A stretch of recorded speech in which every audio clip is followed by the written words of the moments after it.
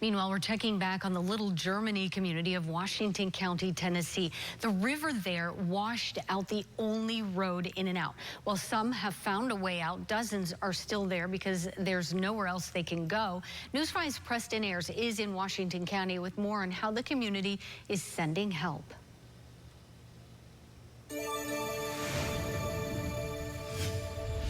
I want you to take a look all the way across the river. That's where the Little Germany community is. You can see a truck waiting over there for some supplies to be delivered.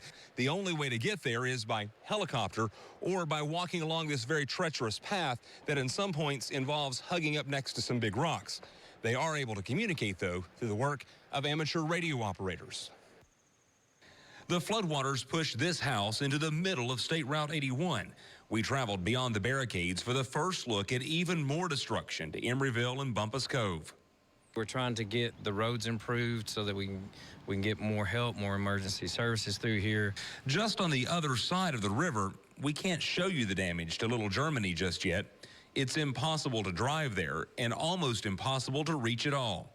I met up with Terry Bailey at the Sheriff's Department's command post in Lamar.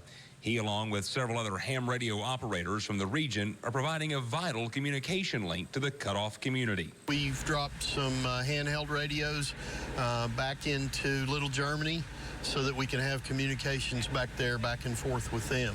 By chance, a ham radio operator lives there. Bailey checked in on him while we were talking. KK4 FDP, this is a welfare check. I wanted to see if there was anything you needed back there right now. They're helping coordinate helicopter supply drops, but also calming the fears of worried family members back here on this side of the Nolichucky. We made contact just yesterday with some families that had wished to do a welfare check on their people back there, and that was great to be able to do. Crews are working to build an access road through the forest, but until then, this 1920s technology remains the most reliable way to communicate. Washington County Sheriff Keith Sexton says they have embedded several officers who are now staying in that community in the event someone decides to hike in and is maybe up to no good. In Washington County, Tennessee, Preston Ayers, News 5, WCYB.